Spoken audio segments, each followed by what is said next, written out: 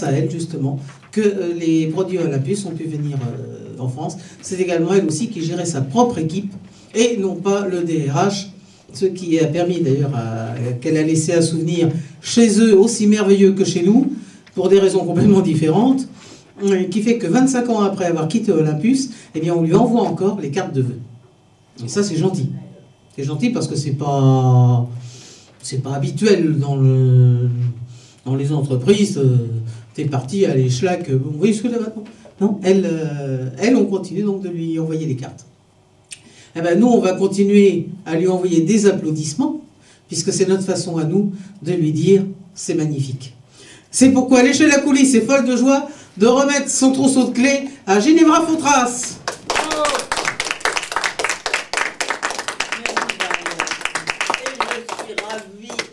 Il n'y avait pas de concurrent, alors tu te rends compte, je suis ravie que ce soit vraiment un des miens. Ah oui, ça, il n'y a pas de problème. 2001, c'était un détail.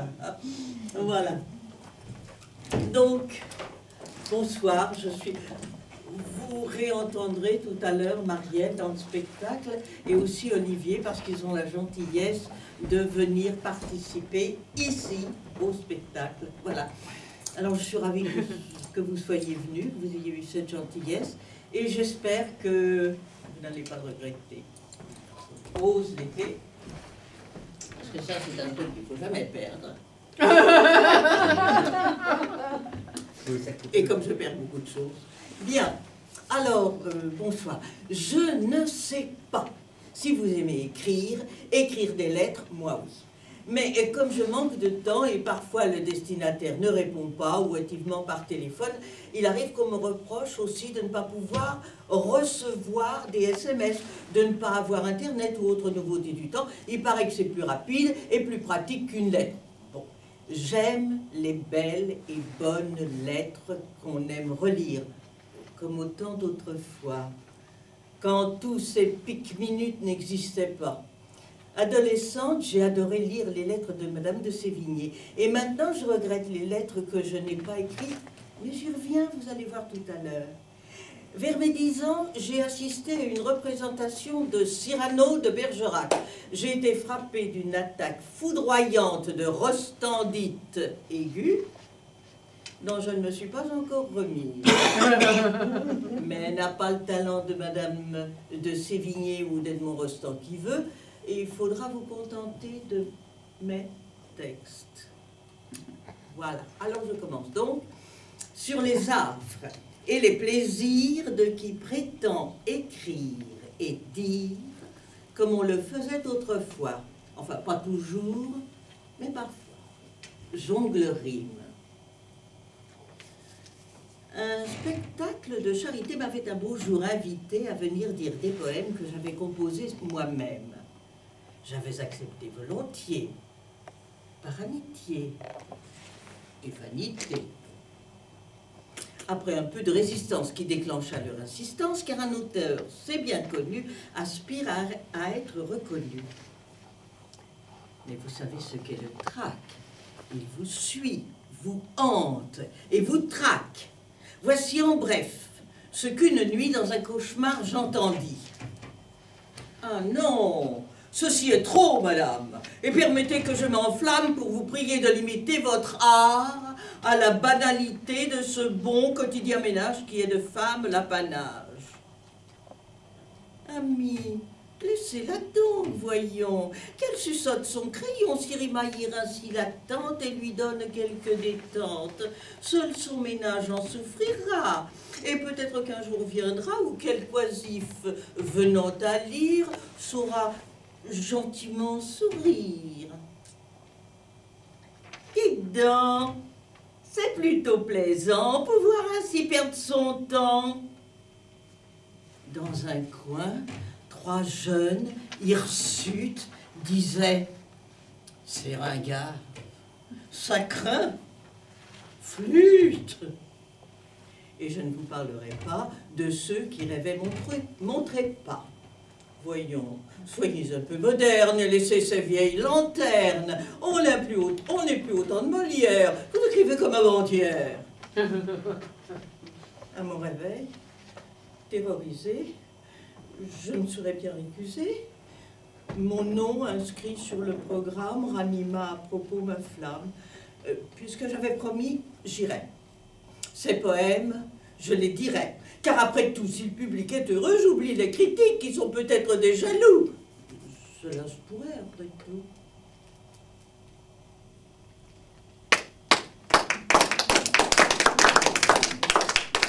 C'est fait.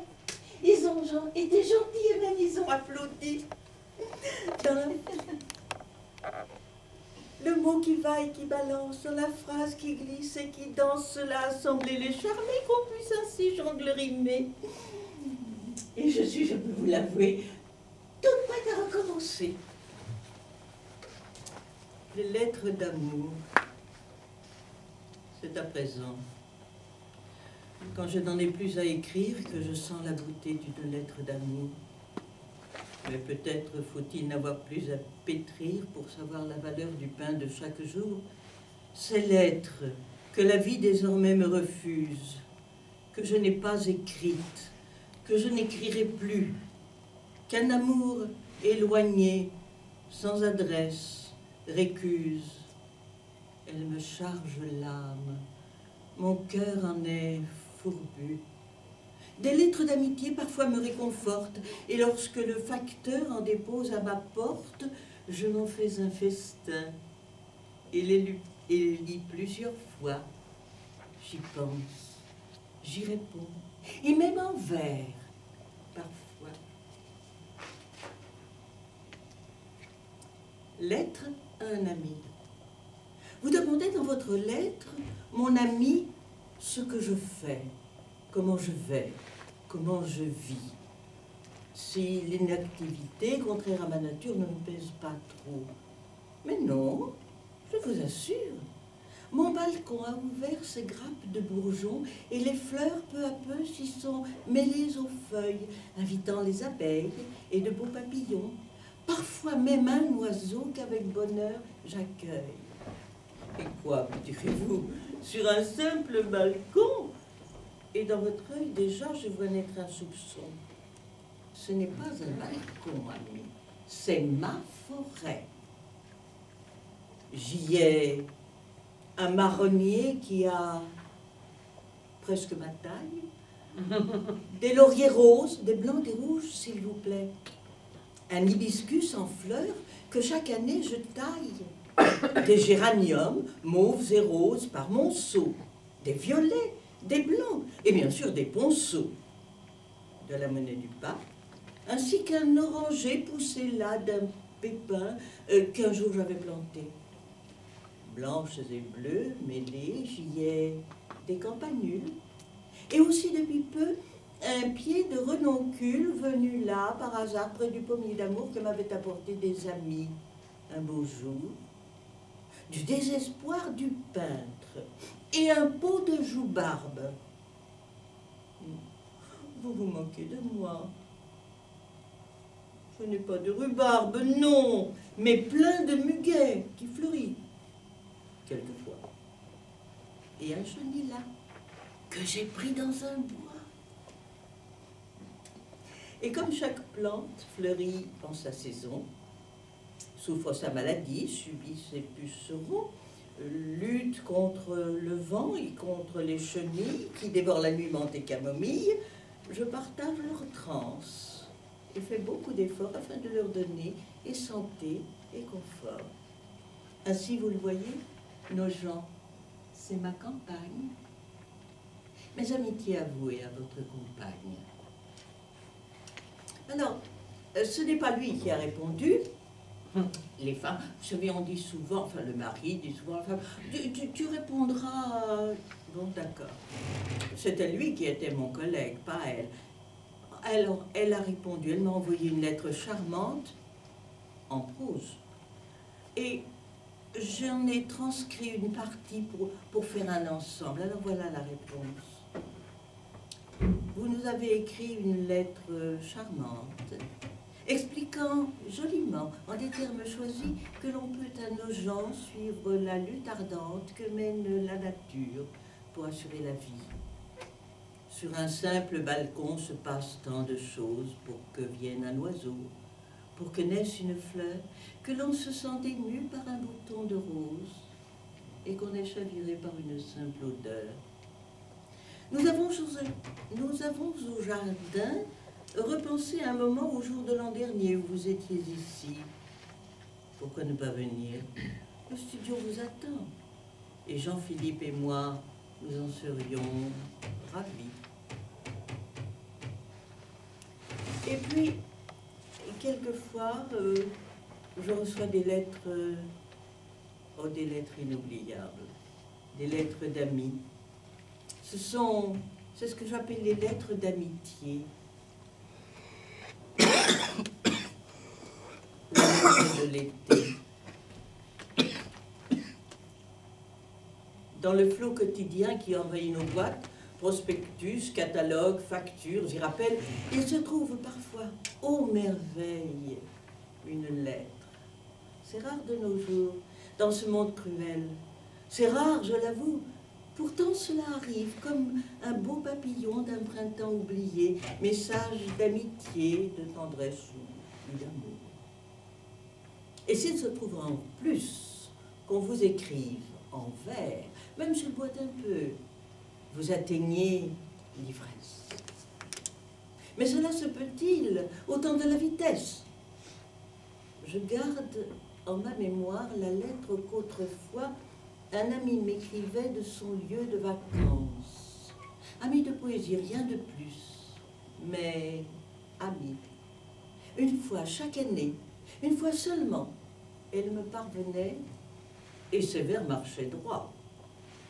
Quand je reconnaissais l'adresse manuscrite, déliée, élégante, j'attendais un moment avant que de l'ouvrir et lire calmement en buvant du café ou peut-être du thé. Elle ne contenait rien de très personnel. Spirituel commentaire sur les événements, sur l'actualité ou sur la politique, sur la couleur du ciel, la forme des nuages, l'odeur du goémon ou les cris des mouettes, le murmure des vagues sur la plage, un projet de poème, la date d'un retour imprécise d'ailleurs est soumise au caprice du vent ou de la pluie de la fin de saison. Missive au masculin que l'antique marquise n'aurait pas désavoué si elle vivait encore. Le poète et l'ami ont quitté notre vie et je ne reçois plus la lettre de l'été. J'en éprouve parfois un peu de nostalgie et j'imagine alors, sur le coin du bureau, la missive élégante attendant d'être lue. Et je bois un café, ou peut-être du thé. C'est ma façon à moi de ne pas oublier et de rendre la vie à un poète ami, même pour un instant.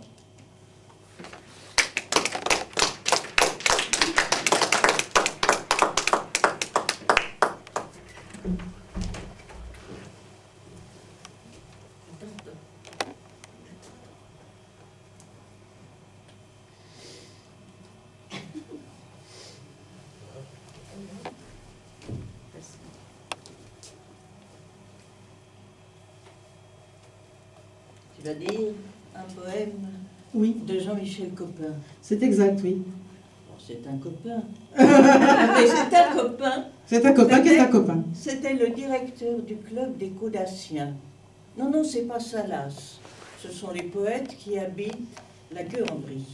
Ah oui, oui, Coda, oui. Merci de dire. Elle l'embrasse. Elle embrasse qui la touche sur la bouche. Elle emplit ton cœur et ton corps d'étoiles d'or. Elle a colonisé ta vie comme une envie. Elle rougit de temps en temps comme une enfant. Entre tes doigts et les sirènes, elle t'entraîne et vous vous consumez tous deux du même feu. Elle embrasse qui la touche sur la bouche. Elle emplit ton cœur et ton corps d'un peu de mort. Il faudra bien que tu la jettes, ta cigarette. Non. Non, moi je fume pas, non. Cardiaque. Ben oui, je sais bien, mais tu sais, tabac? Oh non, tabac. Elle fumait beaucoup du temps qu'elle vivait. Ses doigts étaient jaunis malgré son élégance et il nous fallait bien, lorsqu'on la visitait, accepter cette odeur qui signait sa présence. Je lisais dans ses yeux combien il irritait que j'inonde mon corps de coûteuses fragrances qui chassaient cette odeur, ou du moins la masquaient. Elle avait bien compris que c'était ma défense. Elle ne fume plus car elle n'est plus là. Il me manque à présent sa tendre intelligence et je lui offrirais bien un peu de tabac si je pouvais ainsi recréer sa présence. Oui, j'ai écrit tabac. Ce peut être autre chose, ce peut être le vin, parfois les sucreries qui mettent l'amitié ou bien l'amour en cause, ou les excès de table, ou quelque autre manie, car il en est ainsi de ce peu d'indulgence que nous portons souvent à ceux que nous aimons. Quand ils s'en sont allés, nous sentons leur absence, et nous voudrions bien obtenir leur pardon. Pourtant, je me console en pensant qu'autrefois, en pensant quelquefois que les morts sont plus grands que nous l'imaginons, et qu'ils nous ont pardonné notre guerre au tabac, et que c'est bien à tort que nous nous tourmentons. Il faudrait y penser lorsqu'on est sur le point de faire un faux procès à nos proches voisins. Y penser assez tôt pour éviter l'ennui de la guerre au tabac et de ce qui s'ensuit.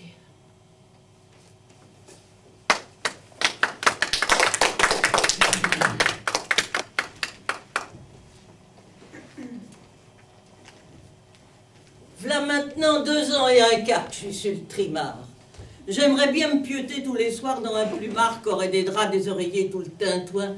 Mais moi, la nuit, il faut que j'aille marcher, gagner mon pain. Et dites, vous trompez pas de boulot, je fais pas le tapin, mais c'est pas un métier bien marrant que d'être biffin. Des fois, je rencontre Madame Lavenne, et pour me consoler de mes peines, elle me fait trouver un truc bonnard déposé sur le bord du trottoir. Je le refile le matin de bonne heure au vieux Marcel, qui est brocanteur. Il me donne 10 €, leur vend 100. Dame, il a l'esprit commerçant. Et je suis ce qu'on appelle une SDF, le pain. Je suis ce qu'on appelle une SDF. Du confort, j'en ai pas besoin. J'en vis un gars nommé Émile. Sa nuit, il la passe au fournil, dans le sous-sol, au-dessous de sa maison. Il est au chaud en toute saison. Il fait du pain, que je vous dis que ça. Rien que d'y penser, on est béat. Un jour, vers les 4 heures du mat, que je m'étais calé sur mes pattes, là, rien que pour en renifler l'odeur, Madame Lavenne m'a fait une fleur. Le gars est venu près de sa petite fenêtre pour s'allumer une cigarette. Il m'a vu et il m'a dit « Viens, il y a du saucisson et du pain. » Dame, il y avait aussi un litron. C'est qui fait soif à être mitron. On a discuté un moment, puis il m'a dit « Maintenant, va-t'en, faut pas réveiller la bourgeoise. Si elle me voit, elle me cherchera des noises. » Toutes les nuits, puis vers les 4 heures, moi aussi, j'ai mon petit bonheur. Du pain tout frais et tout craquant.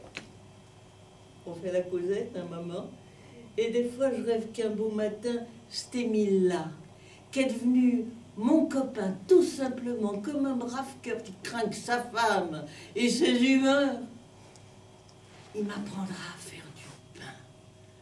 Mais du pain, tiens,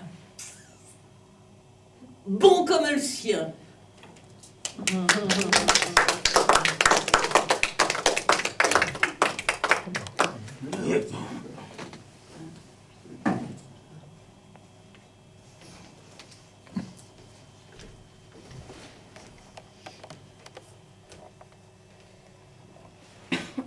L'aventure. l'aventure.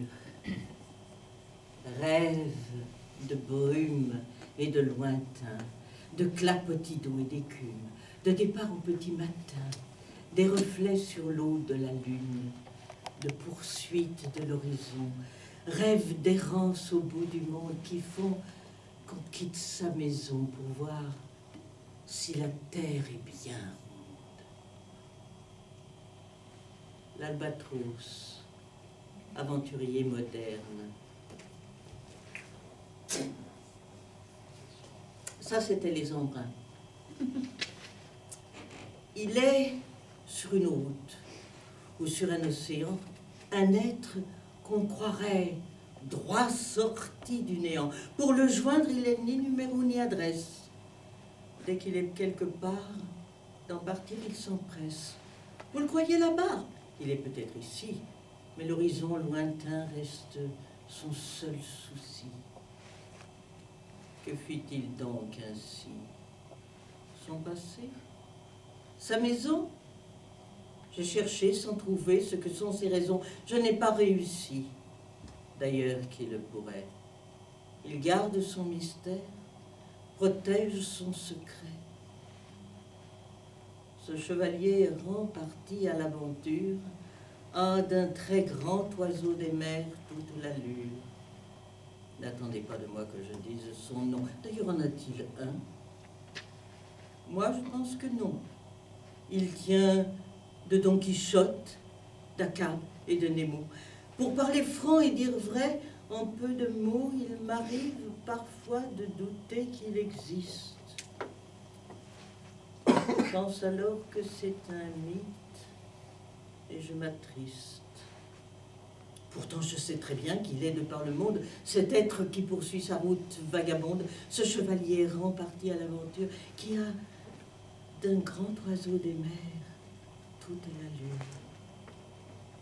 Et puisqu'il faut un nom à tous sur cette terre, j'ai nommé l'albatros, cet errant solitaire, cet être qu'on croirait droit sorti du néant, qui rêve de bateaux, d'eau salée, d'océan. Et cet être, je l'ai un peu, j'y ai beaucoup pensé lorsque Gérard d'Aboville a fait son périple du Pacifique. Il est parti de Shoshi, au Japon, et il est allé aux USA. Ça a duré 3 mois. C'était en 1991. Je ne sais pas si vous vous souvenez. Ça a duré 3 mois et 10 jours. Non, ça a duré plus de 3 mois et 10 jours. Il y a une heure quelque part. Parce que ça a duré 134 jours. L'exploit. 134 jours à ramer sur la vague. 134 jours à penser qu'on divague. 134 jours à demander au ciel pourquoi on a tenté ce défi démentiel. 134 jours entre le ciel et l'eau. 134 jours à parler aux oiseaux. 134 jours à vivre la menace du grain qu'on voit venir. Qui s'abat ou qui passe. 134 jours de muscles déchirés, 134 jours de contes murmurés, 134 jours à penser au retour, à attendre, espérer, et puis craindre ce jour. 134 jours de doute et de souffrance, 134 jours habités de silence, 134 jours où l'on a dû se taire, ramer, serrer les dents, guetter au loin la terre. 134 jours pour atteindre ce port. 134 jours, Dieu, que le cœur bat fort. 134 jours, et puis cette clameur d'une foule en délire acclamant le rameur. 134 jours. Bravo! Quel grand exploit! 134 jours, quel hommage on vous doit. 134 jours, monsieur le solitaire, vous êtes le premier qui ait osé le faire et qui ait réussi. Qui Quel sera maintenant votre prochain défi?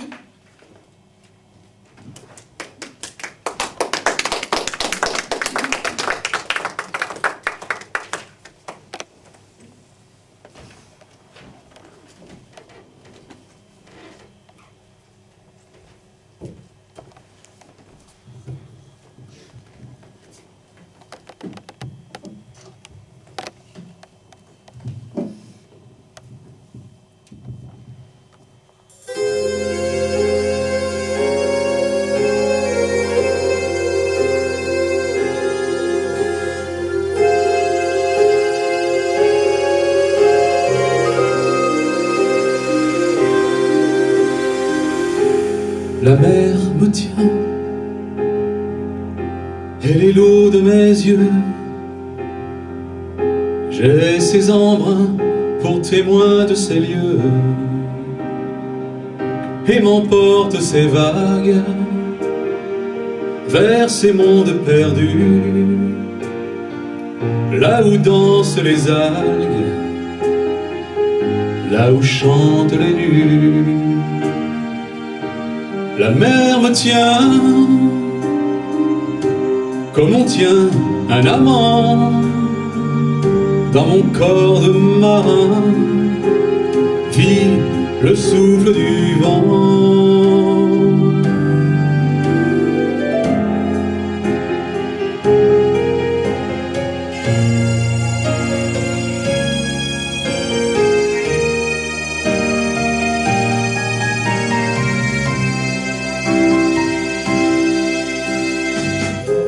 La mer me tient dans ses bras d'eau drapés d'écume.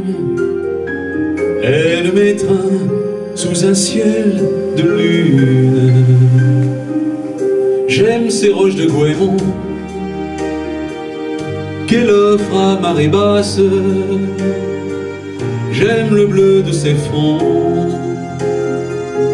son reflet dans l'espace. La mer me tient comme on tient un amant dans mon corps de marin, vit le souffle du vent.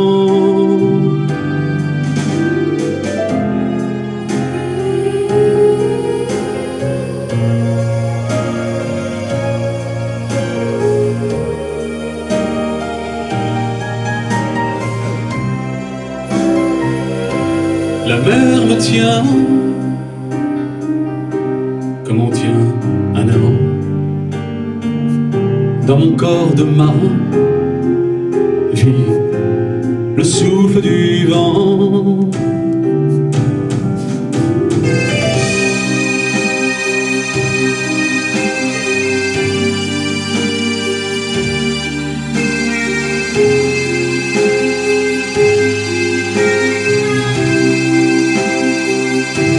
Je reste là,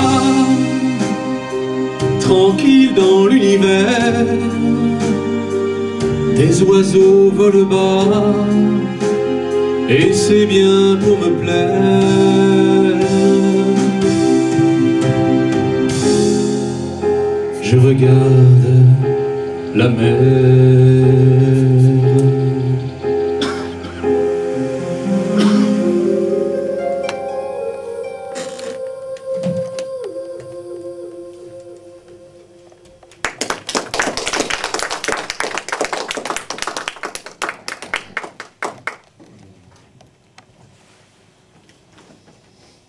D'amour et d'embrun, trop longue absence.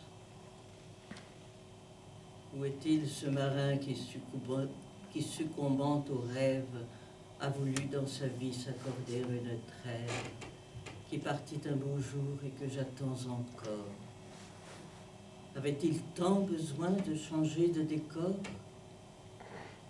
Le monde de la mer me vole sa présence. Comment le situer? Si grande est l'ignorance sur le lieu de ce monde où il est à présent. Est-ce une mer, une île, ou bien un océan? Use-t-il de la voile? Jette-t-il de la rame? Dois-je craindre qu'un jour on m'informe d'un drame? Ta boville à ramer, devait-il faire pareil? Comme d'autres à la mer lancent une bouteille, moi je confie pour lui des messages au vent. Ceci vient-il de moi? Sait-il que je l'attends? Lorsque tu n'es pas là, je pense aux longues heures qu'il me reste à passer d'ici à ton retour. Lorsque tu n'es pas là, je crois que le vent pleure. Il m'arrive parfois d'essayer des atours que j'aimerais porter si nous sortions ensemble, que j'aimerais porter, que je ne porte pas. Je les sépare et les déplie et les assemble, choisissant celui-ci et rejetant cela. Lorsque tu n'es pas là, je suis triste et m'irrite et je hais l'océan qui t'arrache à mes bras. Lorsque tu n'es pas là, je soupire et m'agite. Et je rêve à ce jour où tu me reviendras, mais quand reviendras-tu?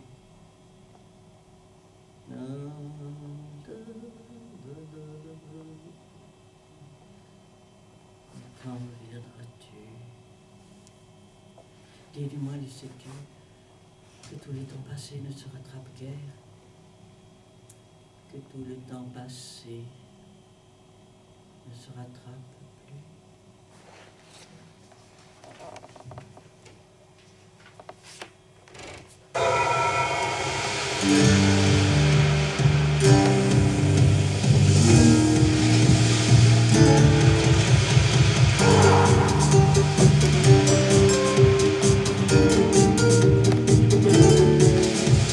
Amour clair, amour fou à terre, rêve gai, rêve fou, lumière, soleil pur, soleil franc, unique, rocher bleu, rocher blanc, musique. Amour triste, amour doux, bagage, adieu toi, adieu tout rivage, quai de train, quai de port, silhouette, dernier cri, dernier bord, corvette.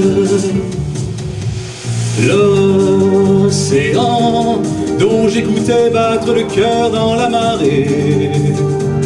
L'océan, mon seul ami, mon confident et mon allié. L'océan, ma vie, ma mort, mon avenir et mon passé.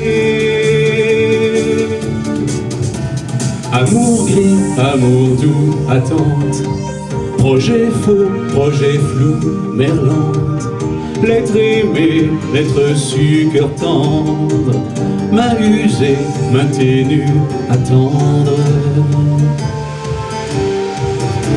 Amour ciel, amour fou, corvette, quai de port, quai de loup, silhouette, plus de temps, plus de port, lumière, mon amour maintenant à terre.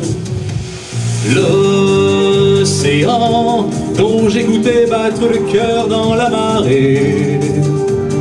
L'océan, mon seul ami, mon confident et mon allié. L'océan, ma vie, ma mort, mon avenir et mon passé.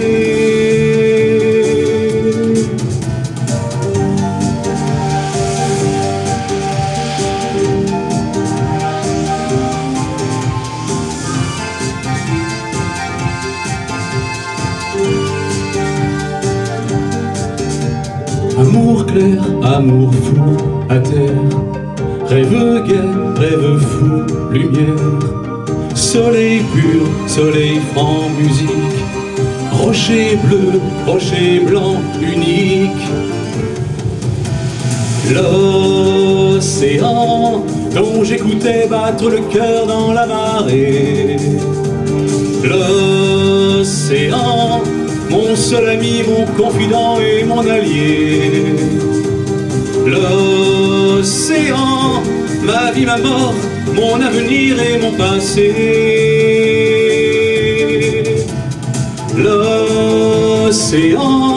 qui vit notre premier regard. l'océan qui nous déchire de départ, l'océan qui nous attire comme un phare.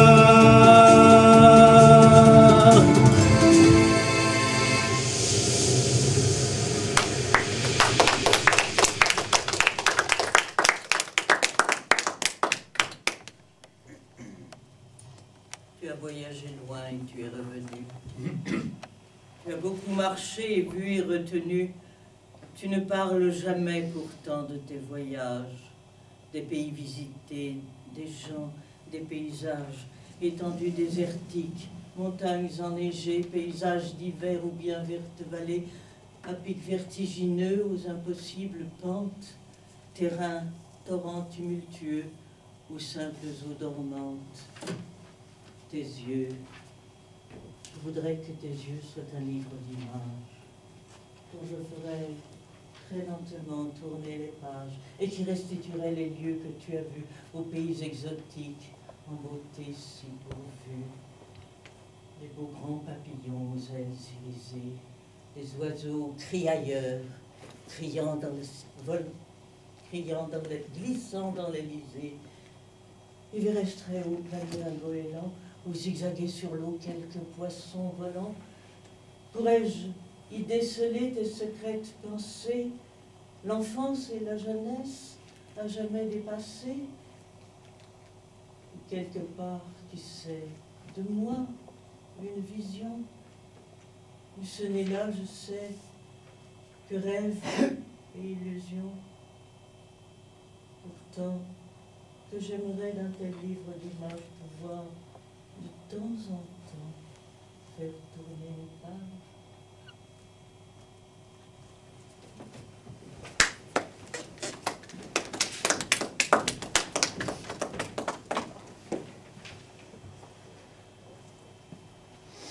Aimer peut-être, mais rester à terre. La femme se livre à des travaux de femme. Couture. Un dé et 4 épingles, une aiguille et du fil. Envie de nouveauté. Un rêve qui s'échappe. Et partant de l'épaule, une écharpe qu'on drape. 2 boutons, une agrafe, un ourlet, un surfil. Une sous-tache ici, une fantaisie là. Un galon que l'on pousse sur le bord d'une veste ou le petit morceau de tissu qui vous reste d'une robe d'été qu'on ne remettra pas. Une doublure, une triplure s'il en faut, un petit coup de fer, un arrondi conforme, une fronce ou un pli pour être dans la norme et ce sera charmant, personnel, sans défaut. Dimanche. C'est aujourd'hui dimanche. J'ai posé sur la planche le linge à repasser qu'hier j'avais lavé. J'ai la chose et bien sûr quelques points de couture, des boutons à placer et puis tout bien plié ira dans une armoire. C'est à n'y pas croire. 3 heures auront passé en ces travaux classés comme sans gloire et tristes et qui pourtant insistent tout au long de l'année pour être exécutés. Ainsi, je vous le dis, ainsi passe la vie en d'infimes besognes, qu'on en sourit ou grogne, jusqu'à l'heure indécise venant, quoi qu'on en dise, où on oubliera tout, ses échecs, ses atouts, les choses et les êtres, les fleurs à la fenêtre. Courageux ou bien lâche, on laissera sa tâche et l'on partira nu pour un lieu inconnu. Alors que dira-t-on? Sur quelle mode et quel ton? C'est un si grand mystère qu'il me vaut mieux me taire, reprendre mes travaux. Tant va la cruche à l'eau qu'à la fin elle se casse, et que rimer me lasse.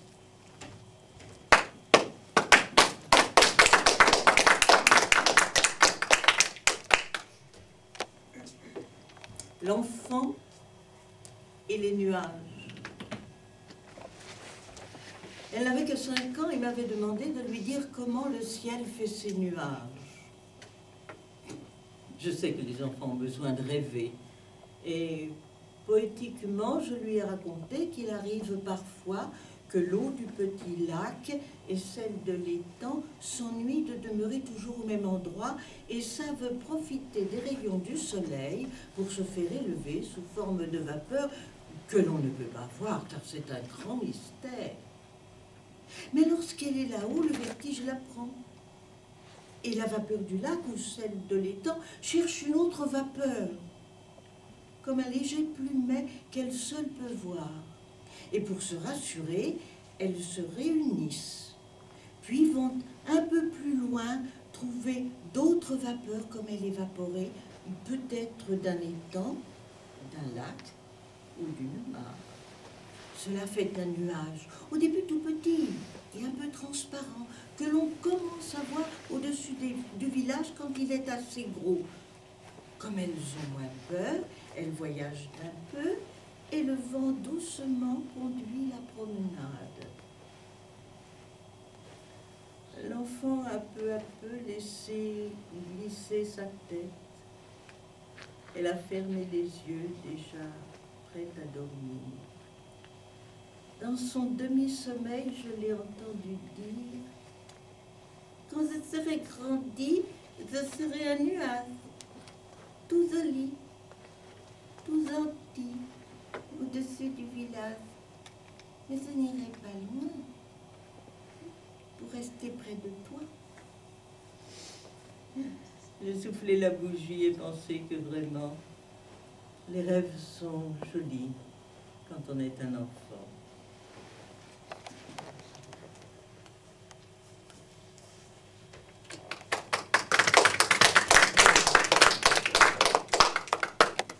Et cette femme toujours seule, elle rêve, a tant rêvé. Elle rêvait qu'elle rêvait d'amour. Elle cherchait son héros sans vraiment le chercher, ou en le rêvant trop. Alors comment le trouver? Un jour, elle s'est réveillée, a découvert que rien n'était vrai, que tout simplement, elle rêvait. Seulement voilà, la vie avait passé et son héros, elle l'avait peut-être croisé, mais sans le remarquer. Son héros, qu'elle avait tellement rêvé. Era la notte. C'était la nuit. C'était une nuit douce, au temps du plein été. Une nuit étoilée sur fond de velours sombre où jouaient des lueurs nacrées de pleine lune. Alors tout incitait au rêve romantique près du petit étang caché sur la colline. Allongé sur la mousse, m'y étais-je assoupie?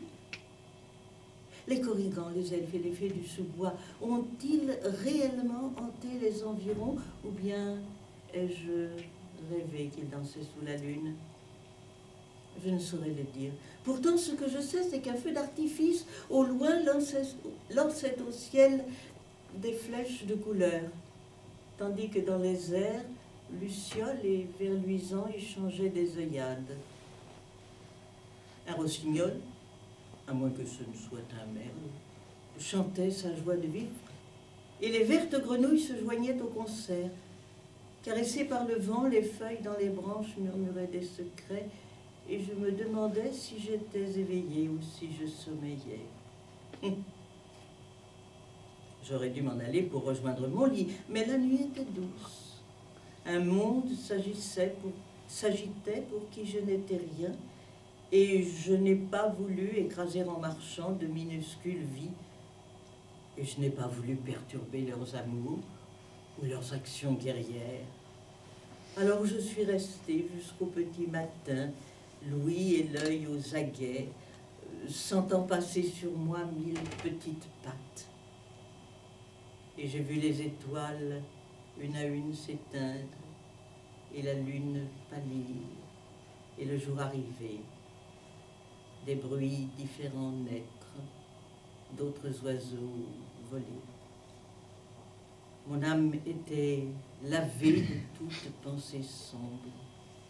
J'ai retrouvé le monde tel qu'à l'accoutumée, mais je me suis promis qu'en d'autres nuits d'été, j'irais me replonger dans la magie nocturne, renaître à la candeur, comme au début des temps, et voir si je pourrais, avec les animaux et avec les étoiles, échanger des pensées et les confier au vent qui fait le tour du monde.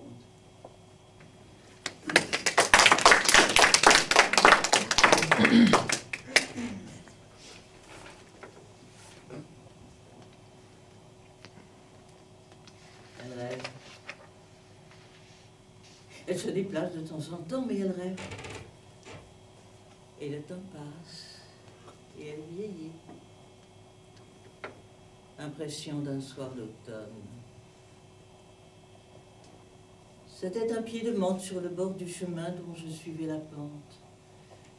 Et j'ai laissé ma main prendre l'odeur de menthe. Au ciel, les hirondelles, dans ces derniers beaux jours, volaient à tire-d'aile, prolongeaient leur séjour, criaient « La vie est belle !» C'était un regard d'homme qui se posait sur moi. C'est peu de choses en somme, mais cela crée l'émoi au regard d'homme. C'était presque l'automne, il faisait encore beau, mais le cri monotone et grinçant des corbeaux disait « L'horloge sonne !» Dans le soir, cette horloge qui nous compte le temps veut que l'on s'interroge, et l'impérieux battant interdit qu'on déroge. C'était en mon automne, mais a passé le temps qui jamais ne pardonne. C'est l'hiver à présent, et parfois j'en frissonne. Et puis je vous ai parlé des lettres d'amitié, échange. C'est la femme qui écrit. Je suis très loin de vous, mais me dit que peut-être, lorsque le soir descend, quand l'ouvrage est fini, vous fumez un moment assis à la fenêtre, que vous vous reposez en contemplant la nuit. Moi, je rêve souvent aux clartés des étoiles. Savez-vous, mon ami, que je repars demain? La ville me manquait, elle est mon idéal, et je vais retrouver mes habitudes, enfin. Mais ce n'est qu'une amitié presque amoureuse, et lui répond « billet doux ». Depuis votre départ, Paris me semblait vide. Elles sont loin déjà, nos sorties du printemps. Plusieurs mois ont passé et j'ai pris quelques rides. L'argent dans mes cheveux est un peu plus présent. Oh, vous me revenez, la ville se repeuple et nous allons pouvoir musarder à nouveau, visiter un jardin ou chiner quelques meubles. Vraiment, j'ai l'impression que tout redevient beau. Mais attention, amis, le temps nous est compté. Et je me sens si seule quand vous êtes au loin que tout perd sa saveur, son parfum, sa beauté. J'ai besoin de penser, nous nous verrons demain. Et un court billet de vous va-t-il me rassurer? Êtes-vous reposé de ce si long voyage? Et vais-je dès demain pouvoir vous écouter parler des lieux, des gens, du temps, des paysages? J'ai préparé déjà une liste de choses, un concert, une exposition à visiter. Et parce qu'il faut bien parfois qu'on se repose, un arrêt dans un tout nouveau salon de thé. Je vous aurais, c'est sûr, autrefois fait la cour. Ce serait à présent tout à fait ridicule, et votre cœur aurait bien raison d'être sourd. À cette simple idée, ma hardiesse recule. Mais vous le savez bien, on est fou à tout âge. Et votre compagnie m'est un réel plaisir. Les années, vous voyez, m'ont rendu presque sage. vous me rendez heureux plus que je ne puis dire. Notre vieille amitié se rit de nos années. Nos visages, il est vrai, s'ornent de quelques plis. Nous sommes des seniors. Mais aux âmes bien nées, la longueur du parcours donne encore plus de prix. La dame continue à vieillir. L'âge, cela vient doucement, une année après l'autre. Quand les ans, peu à peu, se sont additionnés, on a 20 ans un jour et 40 ans un autre. Après, étourdiment, on oublie de compter. Il nous semble vieillir, mais on y pense à peine, car la flamme faiblit de si peu à la fois qu'on en ressent peu de tristesse et peu de gêne. La jeunesse qui finit parce que l'on... Un jour, cheveux blancs, petite ride, un rictus plus marqué attire l'attention. Une pente à monter nous paraît plus aride, mais on ferme les yeux. On vit avec passion.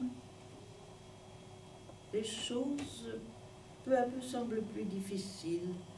La valise est plus lourde, le sol paraît plus bas. On remarque parfois que l'on est moins agile, le chemin est plus long. Moins vif se fait le pas.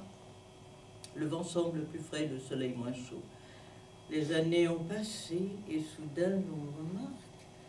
Mais pourquoi donc ne l'avoir pas noté plus doux que le dos, jadis si droit, lentement ça. On compte sur ses doigts, on compte à nouveau. On est tout ébahi, on a peine à croire que l'on a dévidé presque tous les chevaux, que l'âge est là, qu'il n'y a pas d'échappatoire. C'est venu doucement,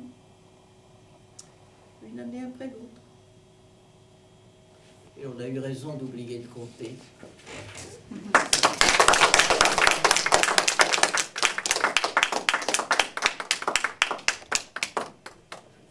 Puis de temps en temps, on va dans une exposition de peinture. Il peint et moi je mouche. Il peint. Peut-être y en a-t-il ici qui peignent. Peut-être vont-ils se reconnaître.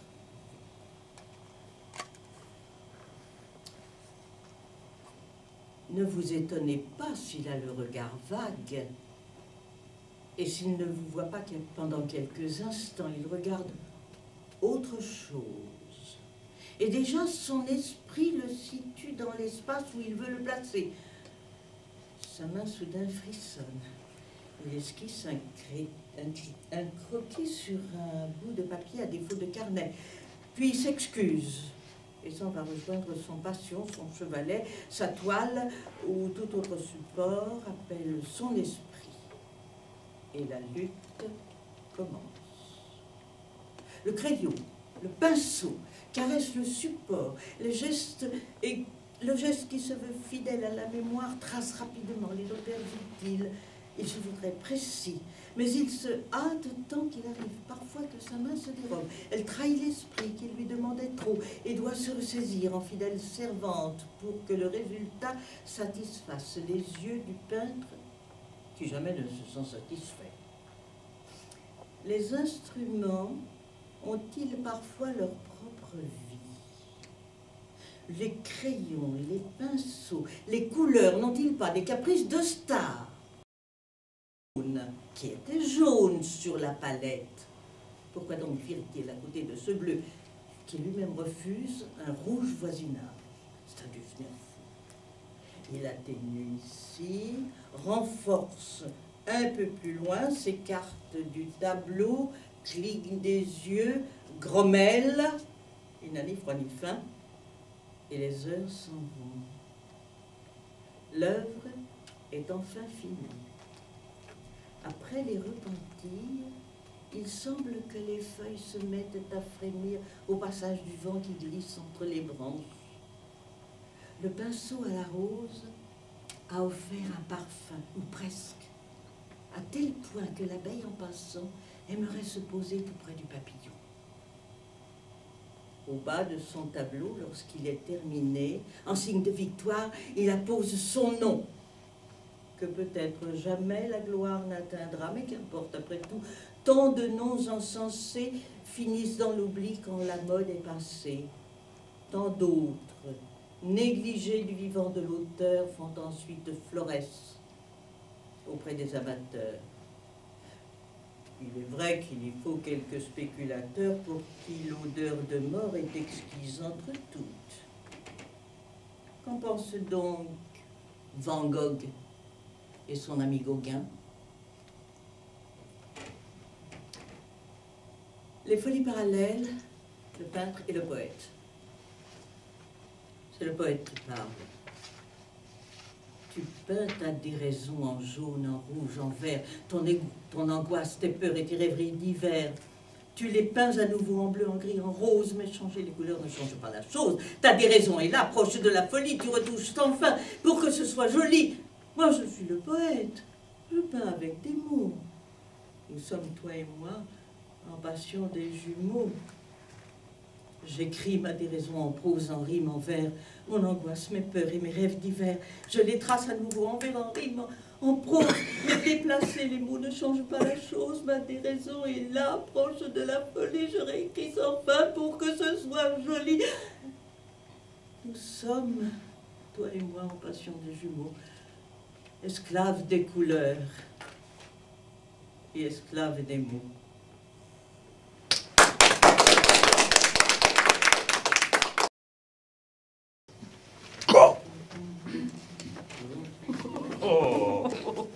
Tu peux aller, c'est bon là. C'est bon? Éteignez les projecteurs. Le vieux cirque est désaffecté, nul ne foulera plus sa piste. Au bas des gradins désertés, Pime le clown est ce soir bien triste.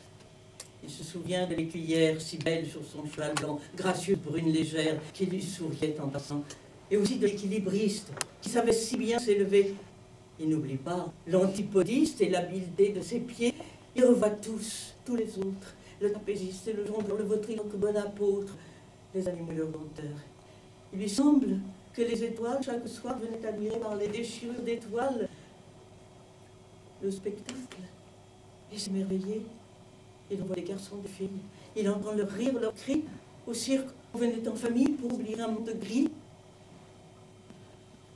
Le vieux clown a longtemps songé au numéro de ses amis. Tristement, il a murmuré. À présent, ils sont tous partis. Au revoir, les petits-enfants. Ce soir, le spectacle fini. Je m'en vais avec le clown blanc. On nous attend au paradis. Sur les gradins étaient assis des générations de fantômes. À tout rompre, ils ont applaudi lorsqu'a salué le bonhomme. Mais cela ne fit pas de bruit. Seul le vieux clown les entendit.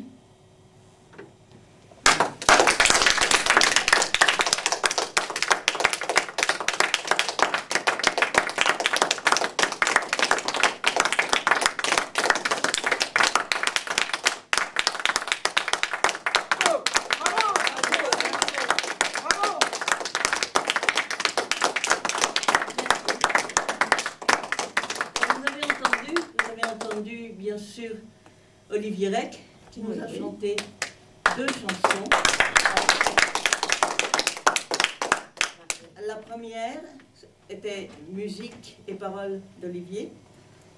La deuxième était paroles de Marielle, musique d'Olivier. Et Marielle a dit donc un poème. Ils ont eu la gentillesse de venir m'aider. Et puis vous avez eu la gentillesse de m'écouter, de m'applaudir, et la patience, parce que c'était peut-être un peu longtemps, je crois que non. Non, pas du tout. Hein. Non. Alors merci de ce soir. Je vais prendre tes clés. D'abord parce que ta clé à sardine n'ouvrirait pas ma porte à moi. Alors, je vais te oui, c'est parce que pour ouvrir le théâtre, quand vous n'êtes pas encore là, je me sers de la petite clé. Oui. Et ensuite, pour sortir, nous sommes tellement nombreux qu'il n'y a qu'une clé à sardine qui peut... Il y a qui peut la sardine, oui, d'accord. Qui peut ouvrir la porte dans l'autre sens. Marielle, je te remercie de cette soirée que tu m'as donnée. Ah bah, cette soirée que tu nous as donnée, cet enchantement que tu nous as donné. Alors, quand je le disais, tu sais, dans le programme, Aquarelle et coups de griffe, c'était magnifique, vraiment magnifique. C'était vraiment parfait. C'était beau, c'était profond, c'était lumineux. Ah, quel cadeau tu nous as fait, Ginevra. Quel cadeau tu nous as fait ce soir. Merci à vous, merci d'être venus. Merci d'avoir écouté. Alors, vous savez, ces poèmes, il y en a qui sont... c'est vrai, c'est de moi. Enfin, c'est de moi. Il y en a, ce sont des choses vécues. Il y en a, ce ne sont pas des choses vécues, bien sûr. C'est Daboville qui a ramé, c'est pas moi. Et c'est l'autre affreux là-bas qui part en mer et puis qui me fait de la peine pendant... Enfin, à mon personnage, qui fait de la peine, voilà, ses yeux, qui ne parle pas, c'est un taiseux. Ah oui, ah, ça les... Ah, c'est un taiseux. Ah, je tolère merci de tout cœur, merci vraiment Ginevra. Et je reviendrai un autre jour. Oui, samedi prochain par exemple. Pardon? Samedi prochain par exemple. Oui, mais dans la salle. Oui. Non, mais je dis ici. Ah, bien sûr, l'année prochaine, évidemment. La saison d'ouvrir tout de suite, il faudra se débarrasser de moi. Non, mais alors rassure-toi, on y compte bien, hein, il n'y a pas de problème. Une seule fois par saison, vous savez que c'est la règle du jeu. Oui, mais c'est avec une joie non dissimulée. D'ici le prochain repassage de Ginevra sur scène, d'abord on va lui donner encore envoyer tous les applaudissements qui viennent du fond du cœur. Vraiment,